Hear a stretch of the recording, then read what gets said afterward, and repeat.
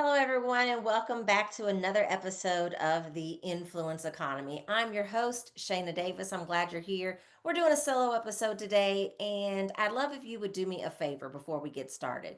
Wherever you are listening to this episode, I want you to take a screenshot.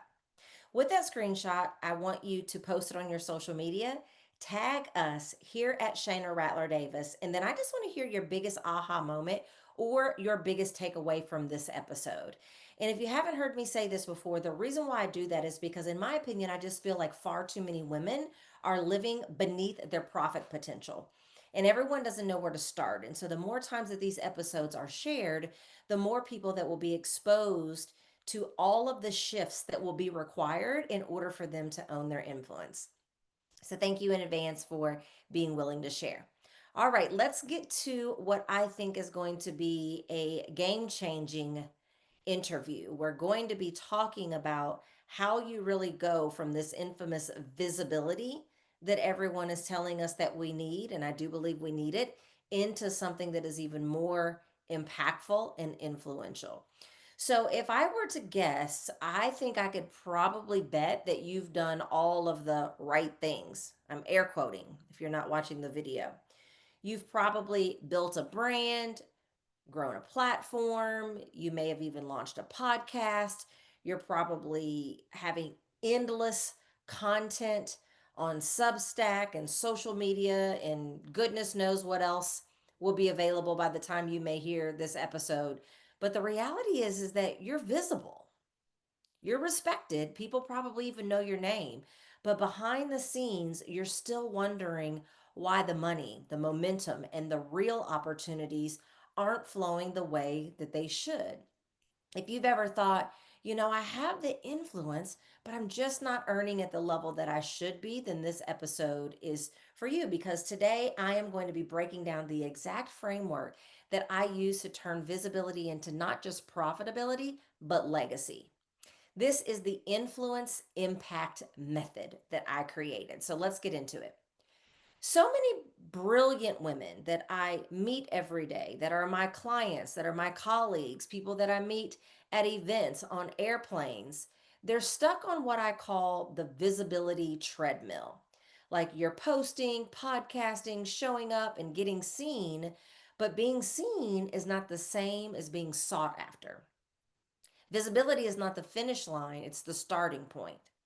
But real influence, bankable influence, the kind that attracts high level opportunities, not just likes or applause, that requires a method, a strategy, a shift from doing all the things to doing the right things.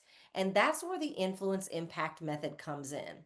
It's a four-part framework that takes you from visibility to authority to profitability to legacy. So let's break it down. Phase one is visibility, be seen and recognized. This is the part that most people think they're doing right. You've built a platform, you're active online, you might even have speaking gigs, podcast interviews, or media features. But here's the hard truth: visibility without strategy is just noise. Visibility that converts is intentional. It's about being in the right rooms, by the right people, with the right message, right? Are you being seen in the right rooms, by the right people, with the right message? We're not aiming to go viral. I don't really care about going viral. I would rather 50 people see the things that I'm doing to be visible and that have major influence and major impact and major income in my business than saying I had a video that went viral just for the sake of likes and follows. Nothing wrong with that if that's your goal. But in my opinion, we should be aiming to get visible where it actually moves the needle. And this means positioning yourself with clarity. What do you want to be known for? Leveraging credibility building platforms. Think strategic speaking, aligned media, and thought leadership. And activating your network without burning out on content creation. This is not about becoming a content machine. It's about becoming undeniable in your lane, the lane that you want to dominate. Because when you get visible with precision, you stop chasing opportunities and start attracting them. Phase two, authority. be trusted and sought after. Now, this is where the magic happens. Visibility makes people look, authority makes them listen. It's the difference between being seen and being sought after. And if you're wondering why your visibility hasn't turned into big deals, big checks, or big rooms, it's usually because you're visible without authority. So, how do we build authority? I'm glad you asked. I want to share three ways with you that you can begin to turn your visibility into authority. Number one, originality. Create intellectual property. Think frameworks, signature methods, and proprietary processes. Don't just teach, but own a unique POV or point of view, if you don't know what that is, that becomes your calling card. Number two, positioning. Are you showing up as a leader or a learner? Authority is built when your presence says, I solve high value problems. And then number three is through storytelling. Authority isn't just about information, it's about resonance.